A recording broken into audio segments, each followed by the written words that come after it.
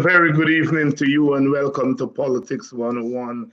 David Hines here on a Monday evening, our first program for the week. Just, if you will, share the link and make sure everyone knows that Politics 101 is on tonight. Good evening to you if you're joining us from Guyana. Uh, Understand there was some rain on the coast there today, but some of you will say, "What's new? What's new?" We now cannot keep track of the weather, and it's not only in Guyana but across the world. Global warming, and of course, those deniers, um, something must be wrong with them because if they do not see the pattern or lack of pattern of the weather, then they're not seeing anything. But we are here. We are here this evening. Welcome to Politics 101. Good evening to those people joining us from Linden. I know lots of you tune in from Linden. Good evening. Good evening to Mocha. Hopefully, we will be in Mocha shortly.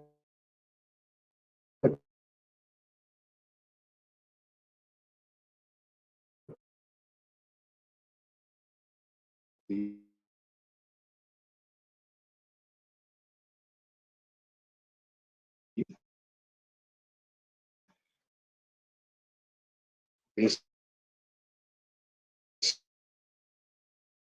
seem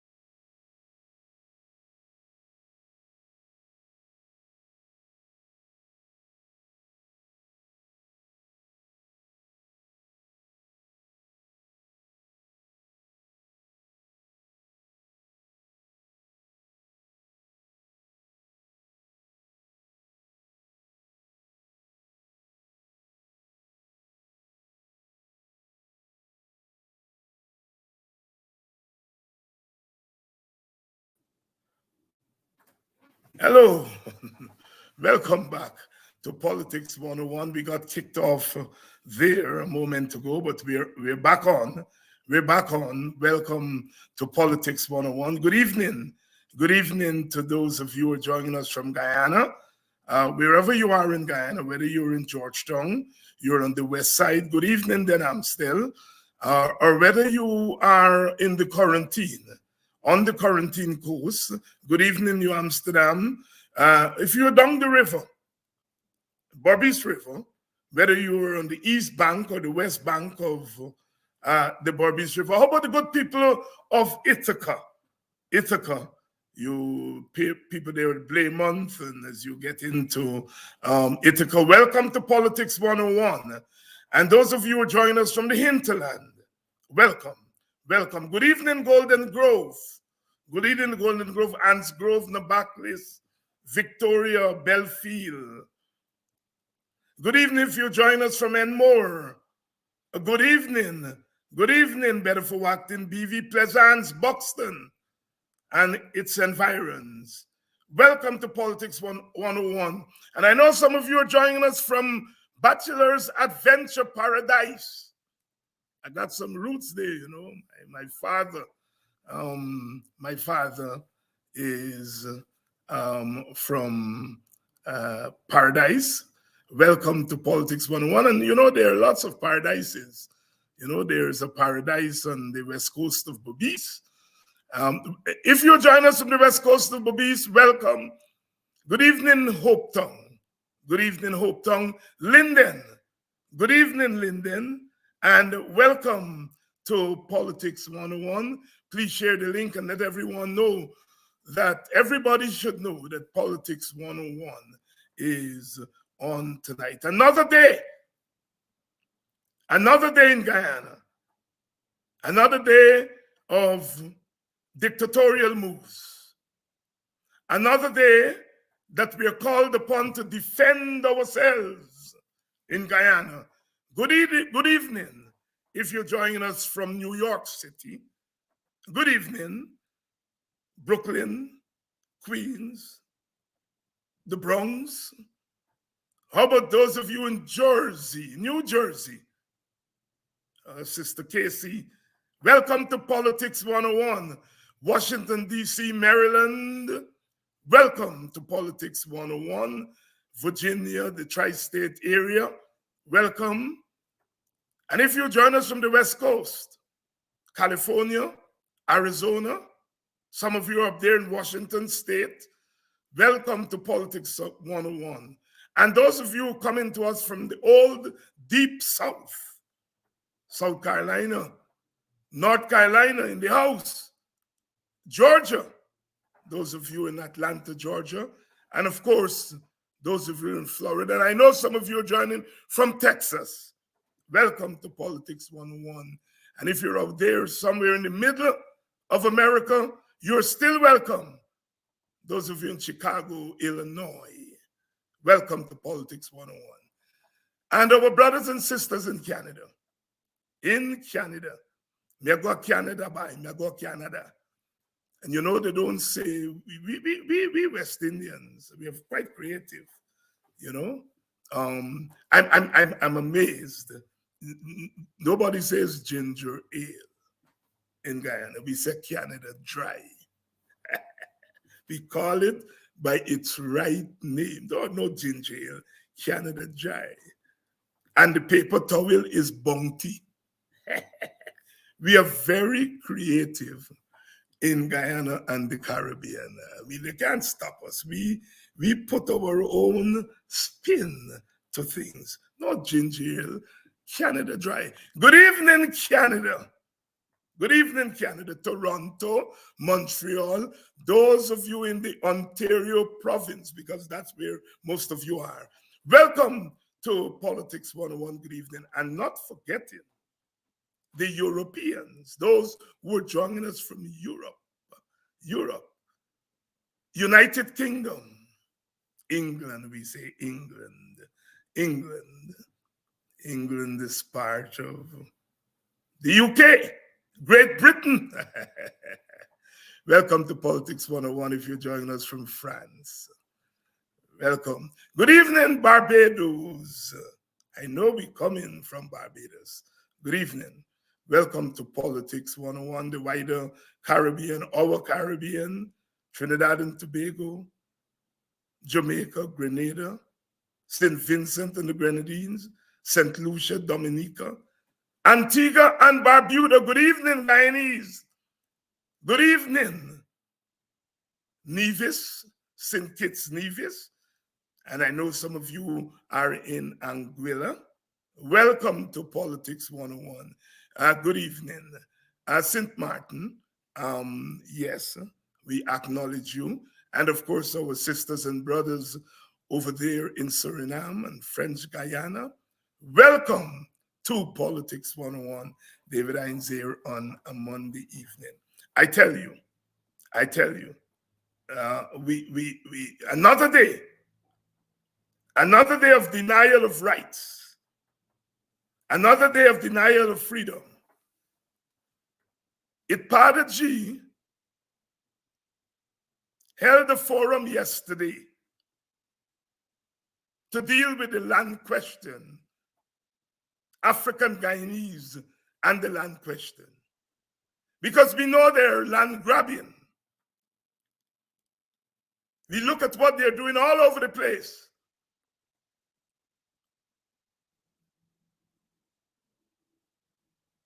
Moko, Arcadia. And we are going to be in Moko shortly. We're going to be paying a visit to Moko shortly, so we're going to let you know in due course. What they did in Danamstel, or attempted to do, what they're doing on West Bobishan in the quarantine, trying to grab our lands. Land is premium. We have always known that. And don't be fooled because it's the oil economy that we know we don't no longer need land. We are an agricultural country. We need land to plant food. We need land for housing. And as far as we are concerned, the land, our land, our land. African Guyanese are the only ethnic group that were not given land. We're not talking about the Chinese and the Portuguese here because they are small ethnic groups. They were given affirmative action in the 19th century when they did not prove adaptable to the sugar plantations. They were given affirmative action to get into commerce. But land was given to our Amerindian sisters and brothers, and so it must be. Theoretically, they were here before all of us. Lands were given around the estates to our Indian Guyanese brothers and sisters, or East Indian Guyanese brothers and sisters, and so it must be. They toiled on the plantations from 1838 up until 1917. Legally, 1917 was when indentureship was finished. And so they deserve whatever affirmative action they were given. African Guyanese are the only ethnic group in Guyana that was not given affirmative action. Whatever lands we have, we bought it. We bought those lands. And those were lands that are drenched with our blood and our sweat and our tears and our joys. And it's why we call them ancestral lands, because they're drenched with the spirits of our ancestors. The thousands of enslaved men and women who were killed by the genocidal slave system, their bodies, their bones are buried there. Edgar Mete also, in his famous book, call my bones and my flute. My bones. The bones of our ancestors are buried in those rivers in Guyana and those lands. But we bought those lands. And so they're trying to grab our lands under the excuse of eminent domain, that government need the lands for all kinds of stuff. But those lands are our lands. And the government has to get permission from us to use our lands. That has not been the case. And so IPADG called the forum yesterday to discuss the importance of land to the African Guyanese. And the forum was supposed to be held at GITC, Government Place. Permission was granted. This thing was held yesterday. And on Saturday, IPADG was given notice that they would not be able to hold the forum there. They had to quickly move the forum to Christian Labor College. We remember last year when the Burnham Foundation wanted to hold an exhibition at the public library. They were denied those things, denied access to that building. You know, I want to say a couple of things about this. One, we hear every day the PPP talk about what Burnham did and what the PNC did.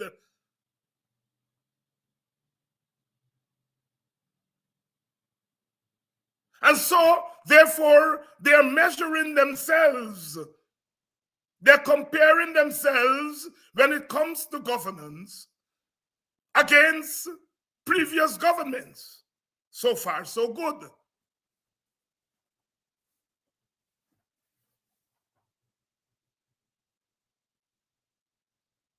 You are denying Guyanese organizations access to government buildings because you perceive them to be your political opponents and because they're black. That's what you're doing. And you are every day, Burnham this, Burnham that, Burnham this, Burnham that. Are you emulating the Burnham that you're supposedly condemning? Or are you doing worse than him?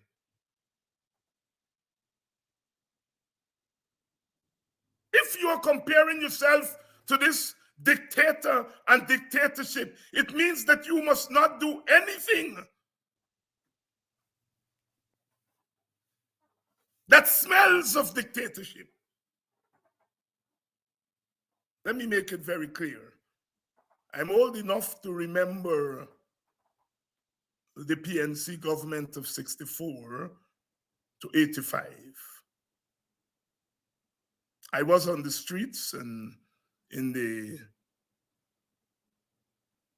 gullies opposing the excesses of that government.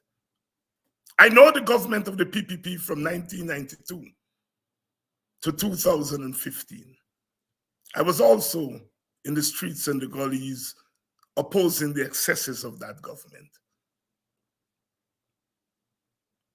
I was around, as most of you were, during the brief stint of the coalition from 2015 to 2020. And now we have this government from 2020 to the present. And I'm speaking here as a citizen, as an activist, and as a political scientist. The present government, when it comes to human rights and civil liberties, It is the worst government that we have had. And I come from the thesis, I come at this from the thesis that all of our post-colonial governments have overreached, all of them. I'm not telling you all to stop liking Jagan if you all like me, or stop liking Burnham if you all like him, or stop liking Granger or Jagdi or whoever. You must make a distinction between your admiration for leaders, your support for them electorally, and the naked facts.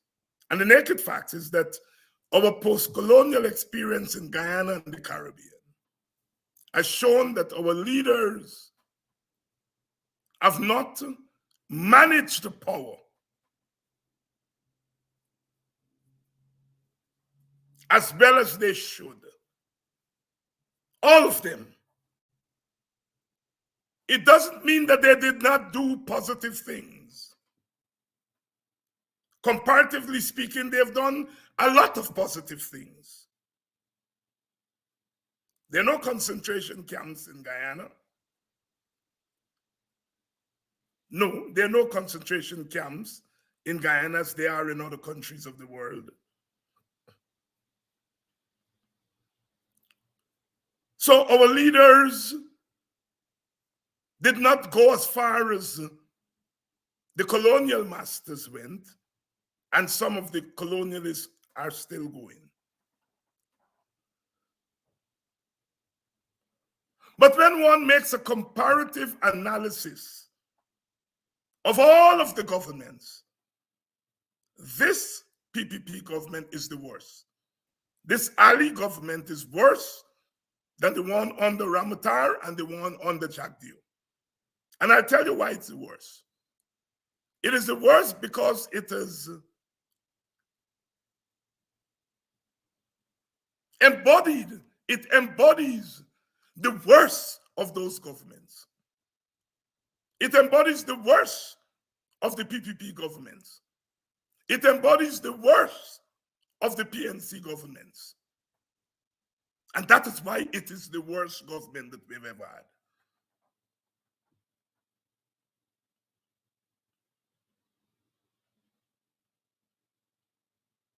Not a single day passes without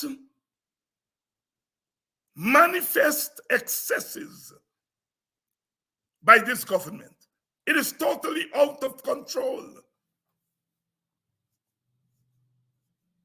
It is not a dictatorial act today and one next 2 months every single day. That's how they're wired.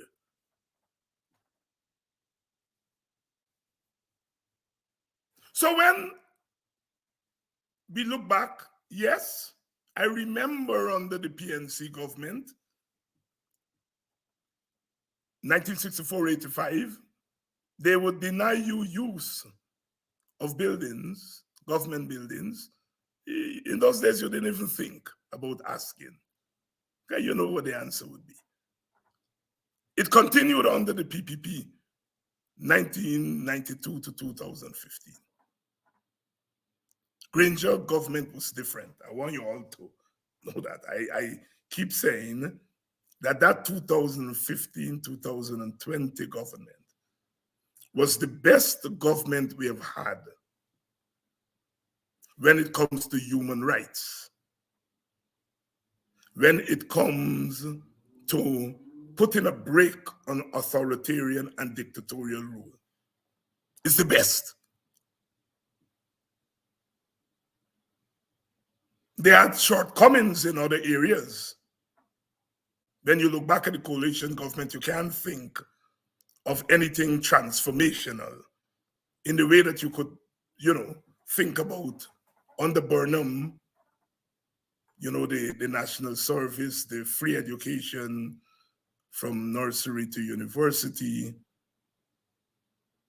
all those programs to lift the poor, the democratization of education, so that you could go to Golden Grove Secondary School or Borbees High School or Linden Foundation, and you get the same education that a child is getting at UG at QC and bishops and so on.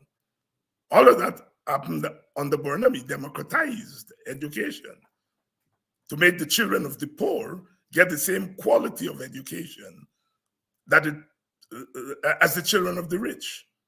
So when you're thinking about Burnham, there are those big things that you remember. You remember those big things. You remember national service. You remember education, the education revolution. You remember the infrastructural expansion. But I don't pay too much of attention to roads and bridges and so on. I pay attention to things that affect human beings in a material way and spiritual way. And so for me, education is important in terms of bringing the poor out of the backwaters and bringing them into the mainstream of education. So somebody like myself could sit here this evening as a quote unquote educated person. Prior to that, it was difficult for people of my color and my social class. And you all know that. National service was able to bring the poor and find an outlet for their creative energies. So many poor people were taken off the streets and went to national service, and their lives were transformed. The Indian holidays, the East Indian holidays, all of them on the Burnham, all of them on the Burnham, all of them, all of them. And the way in which when you see your culture becoming part of the national landscape, what it does to the spirit and the identity.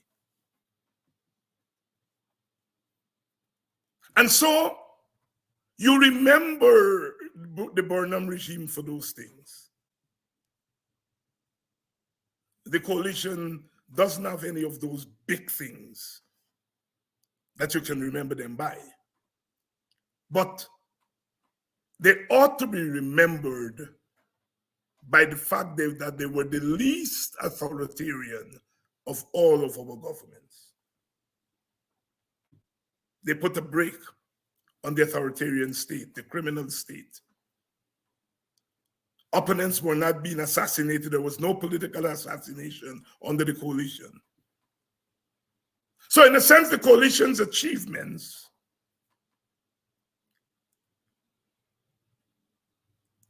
were more, not so much on the big things that you remember them for, but they calmed the society. The society, for the first time since independence, had a chance to breathe. The police, the political police was not rampant. Of course, police brutality continued. Police are always going to shoot down the poor. People don't care what regime is in power. But insofar as the police being used for political purposes, not under the coalition.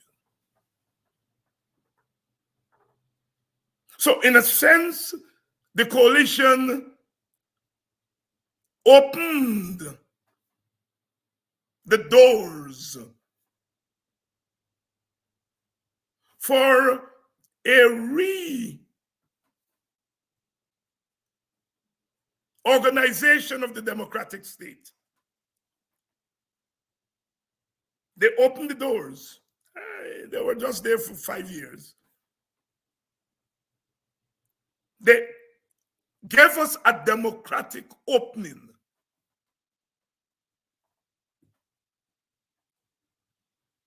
And then this PPP comes to power, and that democratic opening has vanished. The door has been slammed, and we have a full-blown authoritarian government.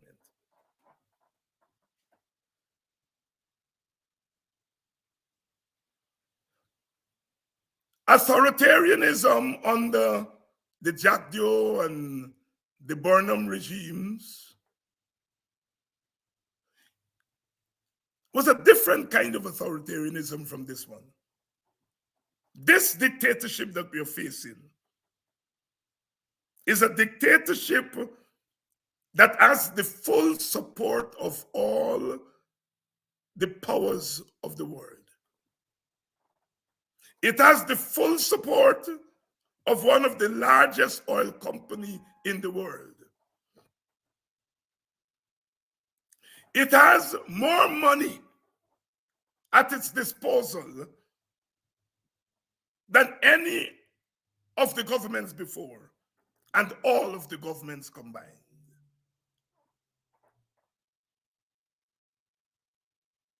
But more than that, what makes this dictatorship the most dangerous is that the people in the government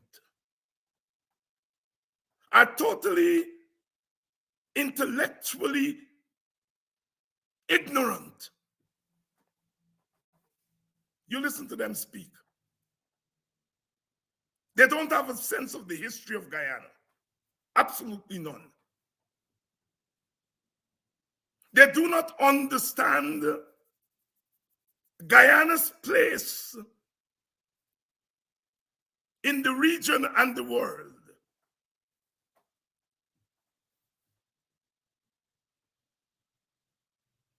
They have no sense of the nature of ethnically divided societies. They are intellectually ignorant.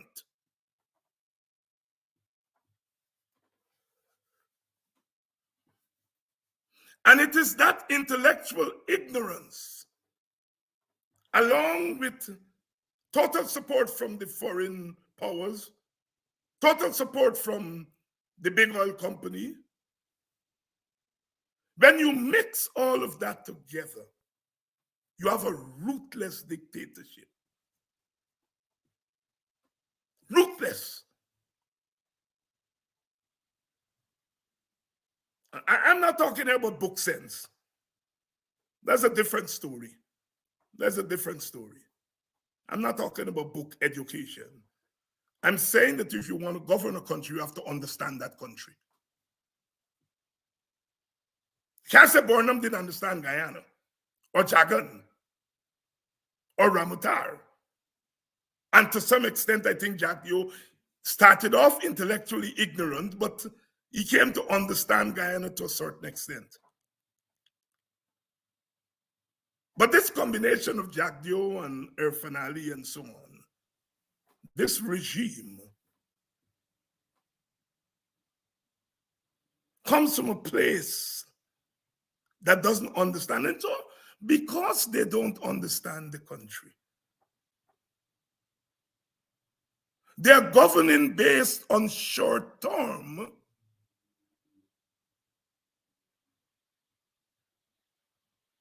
solutions. I send the police today to West Bobis. The police go there, the police shut down the protests around the Henry boys, and that's that, I'm done. They have no understanding that tells them that 2 or 3 years later, that same West Bobis, that you behave in such a nasty way, is going to become the center for ethnic cleansing. You encourage bushlock, and you encourage bad settlement, to stone people's children, black children, to run police out. But because you have no understanding of the human psyche, you could not see Woodley Park coming. Or you could not see Hopetown coming. You go into the black communities and you recruit friends. You're not going there to look for votes. You're not interested in votes in the black community. You want to give us that impression, but we know you're not interested in votes. What you're interested in is recruiting a couple of villagers give them some privileges,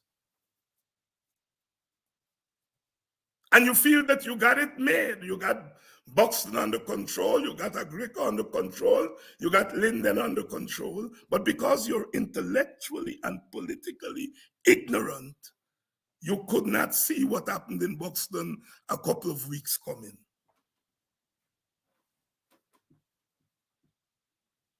That the contradictions of how you're governing will manifest themselves every day.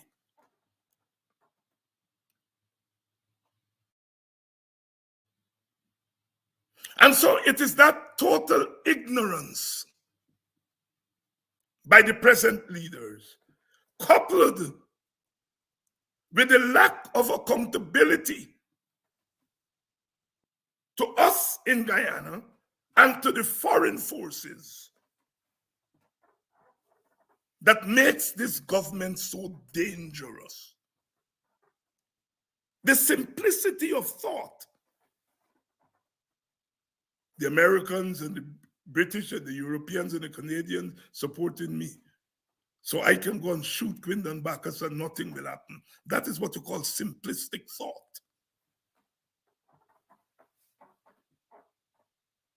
That because the Americans and so on support me and I'm not renewing the contract, so Exxon loves me.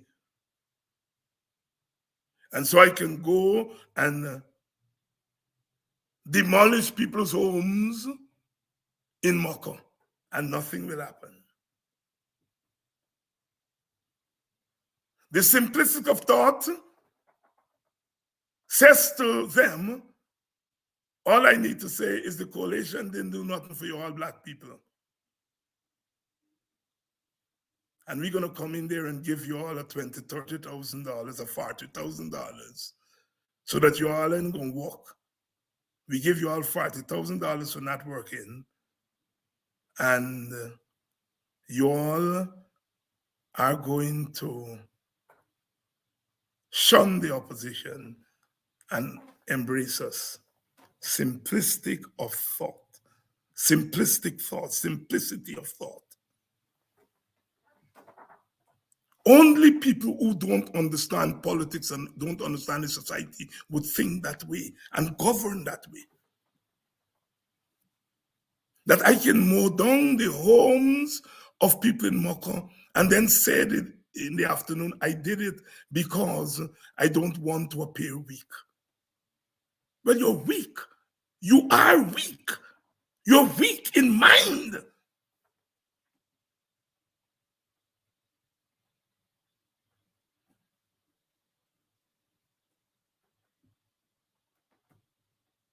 You are so small-minded that you think if you send black people in Moko to lick down the people's house, and you send the black police to oversee and to kneel down on a black woman, that you can dismiss it as is black people doing it.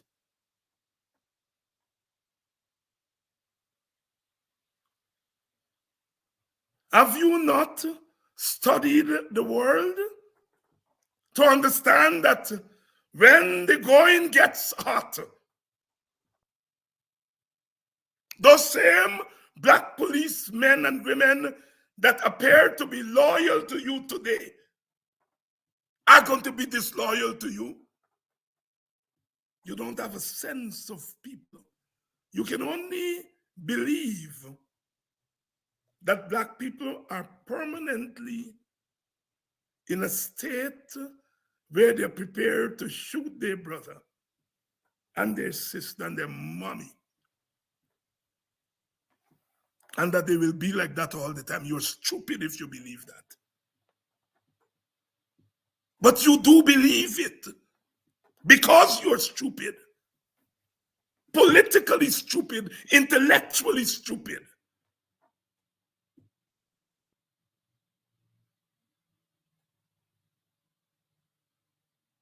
That you believe that black people are so less than human that they will be your stooge, some of them, forever and forevermore.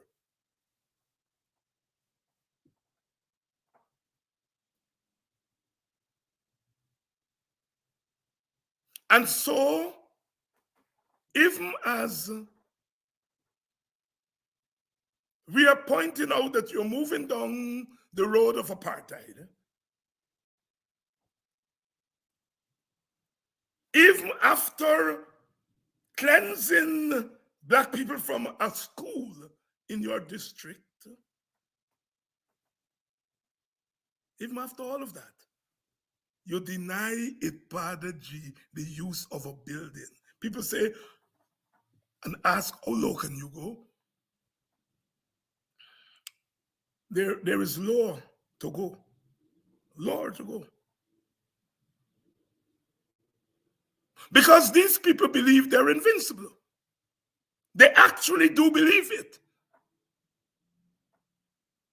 And that invincibility is not so much about their own prowess. Their sense of invincibility is measured against what they see as African docility.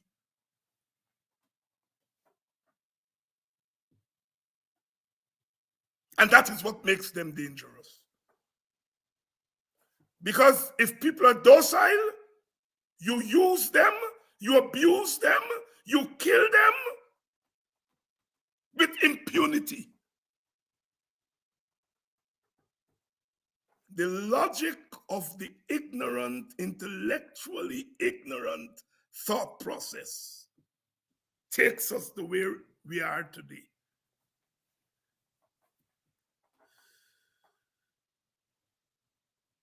You shoot a young boy in a village. You haven't solved that crime. The story has gone. You're not even reading the papers about what's happening in the courts.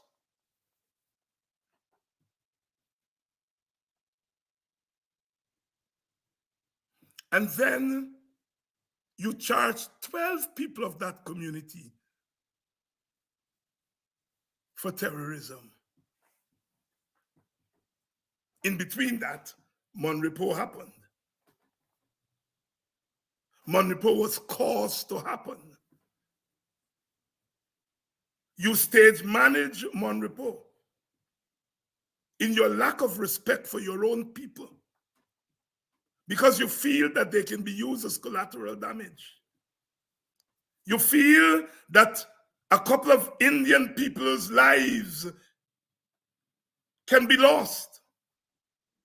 You feel that their property can be lost. You'll just go in and by the afternoon pay them back. So you damage your own people property in order to prove that the other side is evil. And then you go in and pay them. You pay them for the play, the stage acting. How cynical you are. How cynical you are. And you believe that Indian people don't know what you're doing. You're so stupid that you don't realize that when you were rigging on election day with impersonating votes, that is your own Indian people talk on you.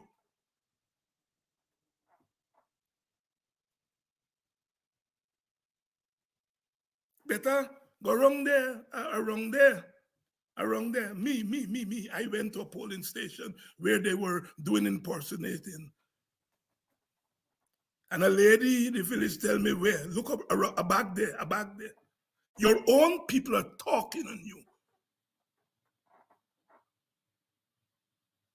But you're too stupid to understand that. You're too foolish to believe that because your own people are supporting you, that they don't know the lawlessness you're going on with in their name.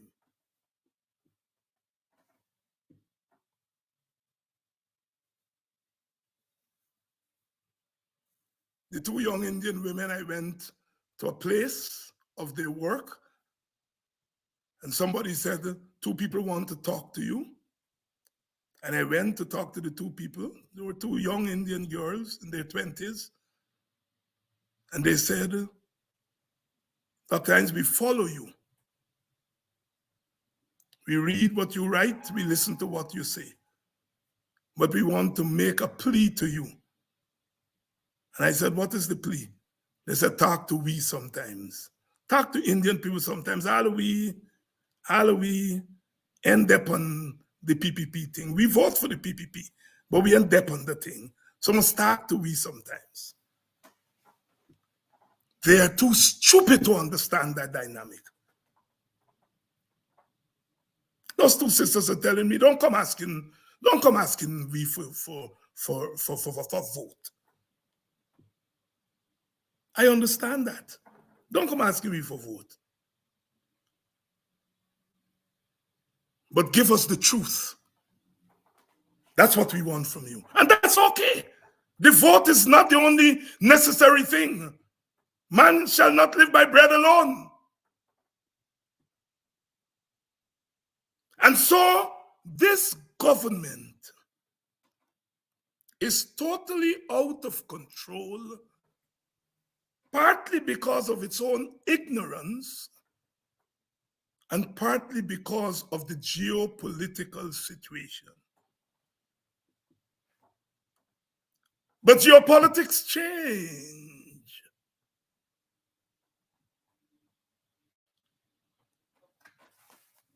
The Americans and the British and the Canadians don't have permanent friends. They have permanent interests. Not permanent friends. But you are too stupid to understand that.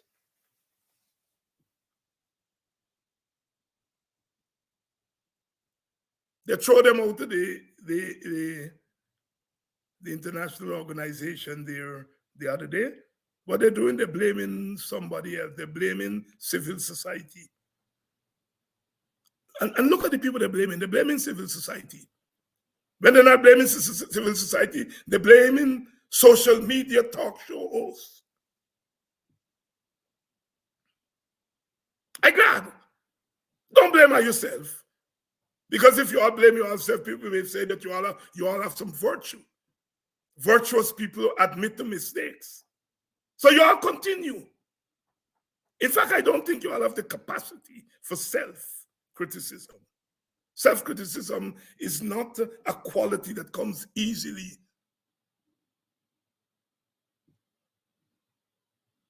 So IPADG, the umbrella organization for African Guyanese, cannot use a government building.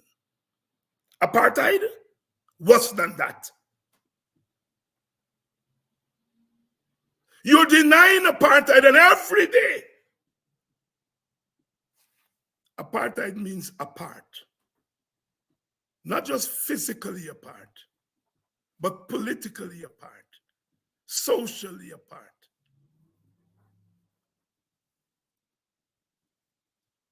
Economically apart, which means they are separate.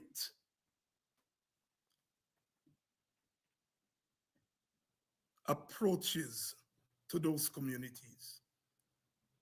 Remember the Supreme Court in 1896 came up with that clumsy, separate but equal, that you may be equal based on the 14th Amendment of the American Constitution that said all Americans have equal protection before the law. The same thing in Guyana. All we Black, Portuguese, Indian, Chinese, Amerindian, all we got equal protection before the law constitutionally. But as the Supreme Court of the United States said in 1896, you may be equal politically, but because you're socially unequal, you have to have separate amenities, separate reality. And that is what we have in Guyana. The Constitution says all kinds of flowery things, but we are separate. And if you're separate socially, then that opens the way for inequities.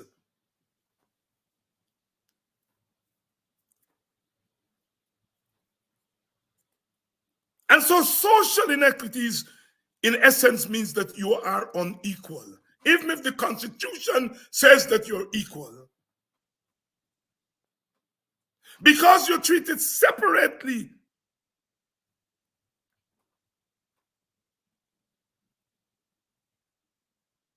it means that you are in essence unequal. So as far as the government is concerned, we are unequal in Guyana. Unequal.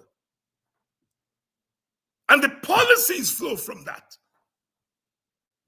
If you're unequal, you can't come in with schoolroom and talk about land, go up on the road. You're unequal. We must never forget these things. I'm following in the footsteps of one of my mentors, Elder U.C. Guyana. In the 1960s, every incident that was carried out against African Guyanese, he documented it. And it's in a small book called Next Witness. And we have to document all these daily things that they're doing.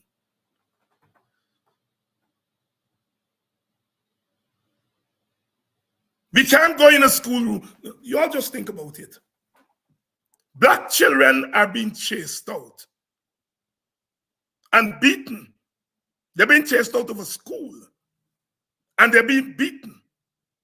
Ipadaji is being chased out of VITC school. Ethnic cleansing. You have no access to common resources.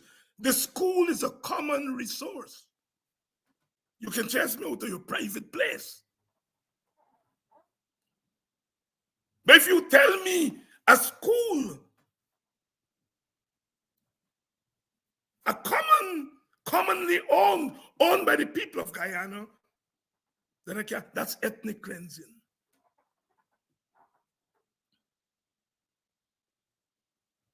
There's a pattern. There's a pattern, sisters and brothers. There's a pattern.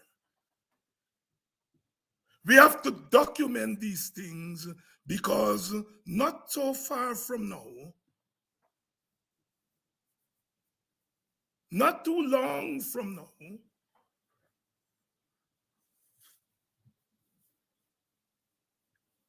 the day of reckoning is coming.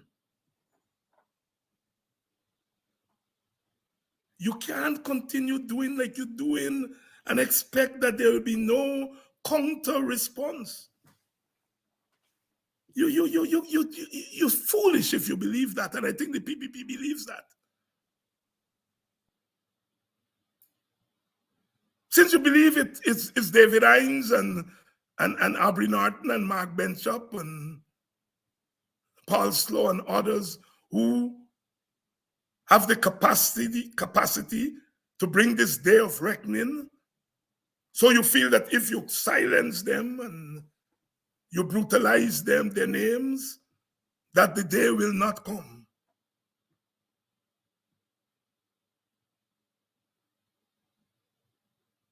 Our own Martin Carter said, that day will come, and when it comes, it will come and change this world. If I do not live to see that day, my son will see it. If my son doesn't see it, his son will see it. And it will come circling this world like fire.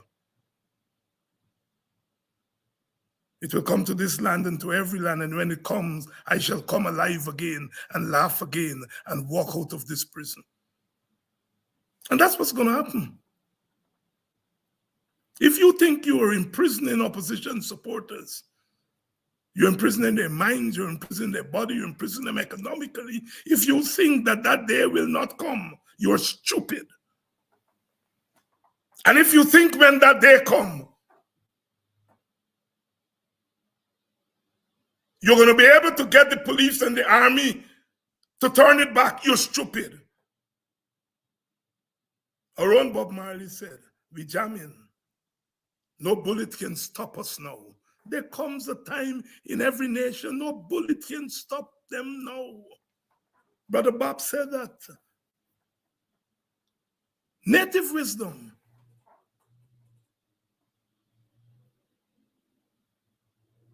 We jamming. We hope this time is going to last.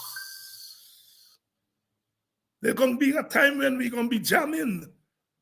And I predict that it will not be long from now. The way in which you all are going, putting black people out of schools, ethnic cleansing,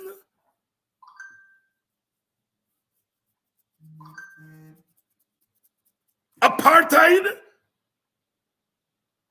a day will come, it will soon come.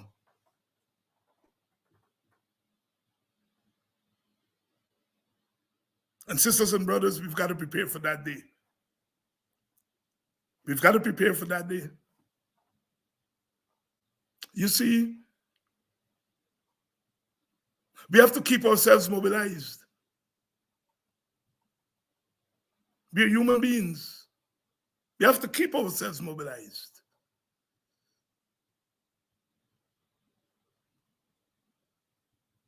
This is the time for, first of all, self-preservation and self-defense. It's open war.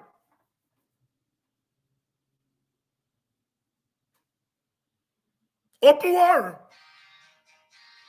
See, one of the things that we learn in ethnic society, about ethnic societies, is their governments behave like the way the PPP government is behaving.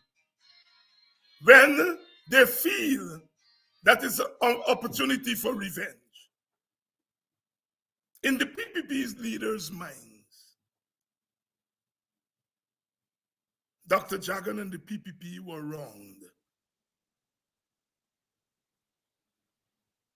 And they are going to correct that wrong now by seeking revenge on the supporters of the party they felt wronged them.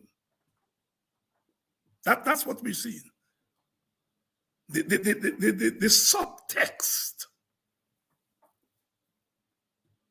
The subtext is partly about this revenge that they seek. And they want us out of the way. They want us out of the way. They're going to say tomorrow David Hines was preaching violence.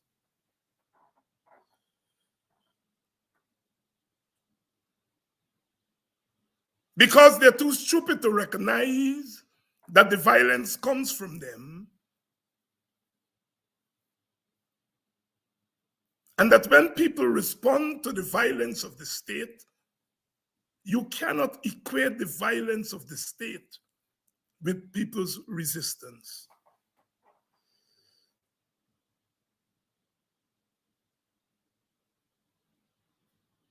Resistance is a qualitatively different human act than dictatorship.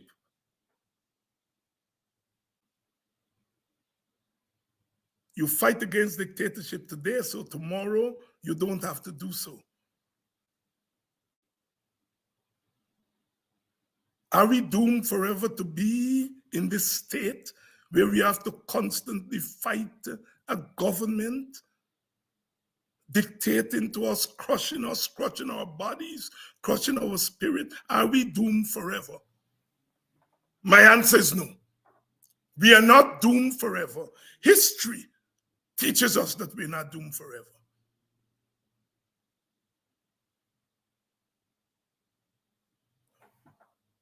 We have to begin. We have to prepare ourselves for a new day. A day when we won't have to deal with a dictatorship anymore. When we get rid of this dictatorship, we must get rid of dictatorship forever in our Guyana. And we have to get rid of this dictatorship.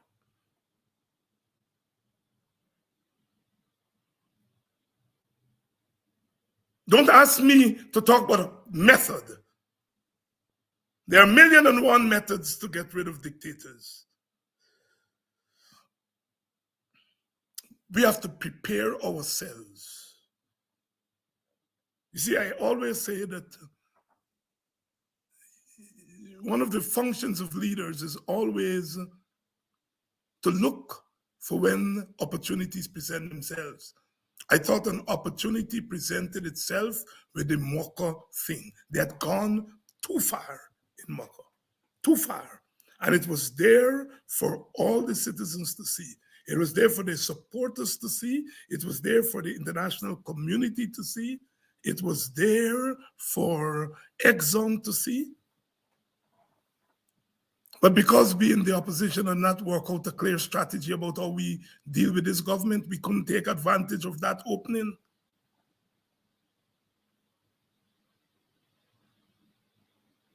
And we must not let that happen again. You see, it's okay to call for boots on the ground. We always need boots on the ground. You know, but boots on the ground marching aimlessly is not going to rid us of the stench of this dictatorship and the dictatorship itself.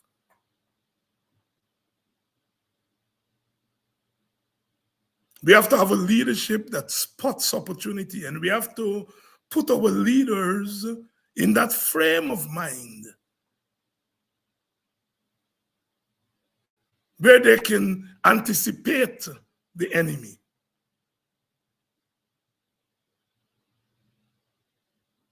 So that when the opening comes, you take it. And you may not win everything with that opening, but you push yourself closer to the door, the open door. So we've got to prepare ourselves, sisters and brothers. You take away the subvention from it, Padre G.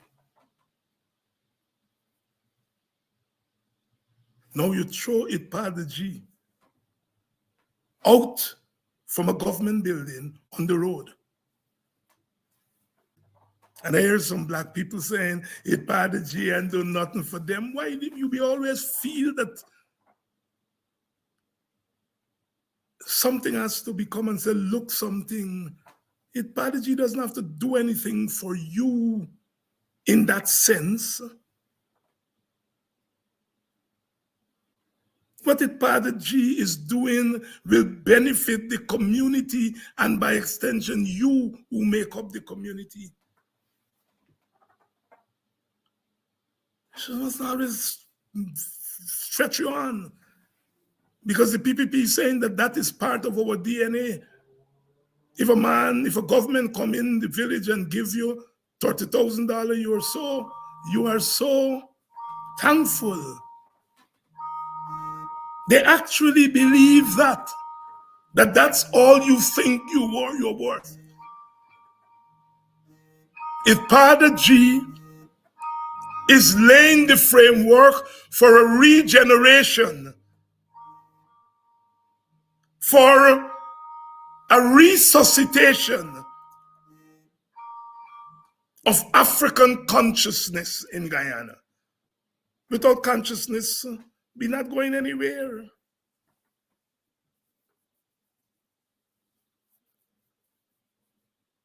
And so they've shown their hand again. They've shown their hand again. And we have to ask the question, how much longer? And we have to answer that question, how much longer? In a sense, the PPP government and party will implode. They must implode. All the studies of government doing what they're doing show that they will implode. But we've got to make it easier for them to implode. We've got to make them implode quicker. Their implosion opens the door for our liberation. We're not going to have no liberation without their implosion. And we have to quicken that implosion.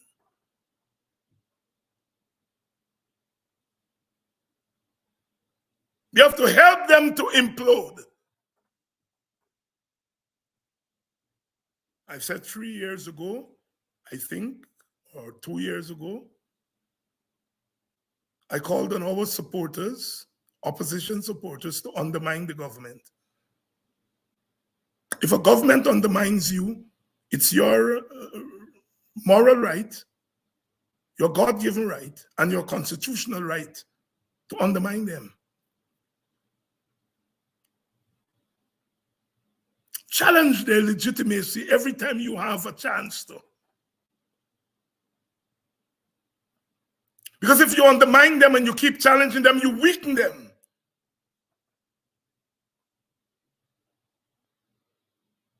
And the weaker they get, the easier it becomes for them to implode, and the quicker they implode. And so here we are tonight. Here we are tonight. We're not mourning. We are just recording in the tradition of EUC Guyana.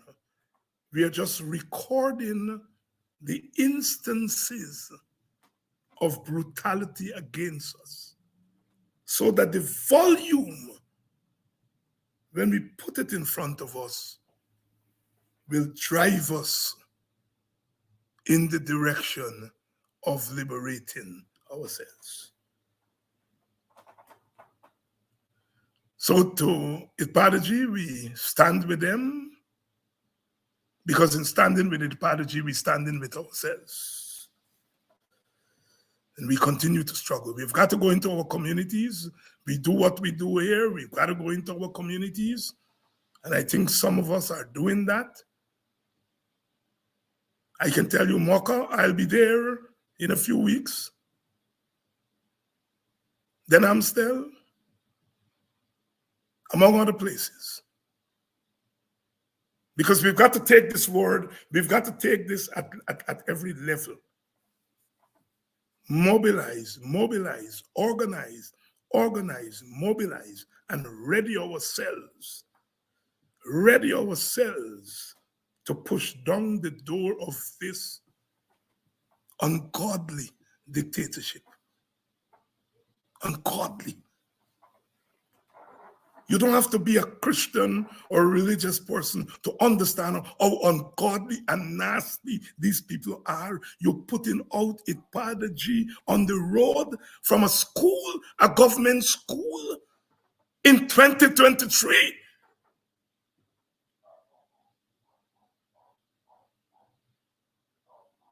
Oh, what ignorance could do. Ignorance mixed with power that was given to you, not earned. When you mix that with your undiluted ignorance, you put 750,000 people to the sword. But as our spiritual brothers and sisters say, we got our own sword. I've got a sword in my hand. Help me to use it well, God. Help me to use it well. Our spiritual brothers and sisters teach us that. They have their sword, the sword of government, the sword of power. We have the sword of resistance in our hands. And we beg Almighty God, we beg the ancestors, help us to use it well. If you are the big tree, we are the small axe waiting to cut you down. We are the small axe waiting to cut you down. Where shall Bombarding the whale as we go tonight? We are the small axe. If you are the big tree, we are the small axe. Sharpen to cut you down. Real sharp. Real sharp. Sharpen to cut you down. We go tonight on the small axe. Tomorrow night, we're back. I think I have Elder Hamilton Green tomorrow night. I think so. I think so. So I'll see you all tomorrow night. And tomorrow night I shall be having friends. As I say, we are good people. We are good human beings. We the supporters of the opposition. Whether we be Africans, Indians, Amerindian, Chinese, or Portuguese, or of European stock or of mixed stock. We are good people. We are good people because we are human beings. Let them know we are the small axe. Sharpen to cut you down. Real sharp. Real sharp. Big trees sometimes, oftentimes, fall under their own weight.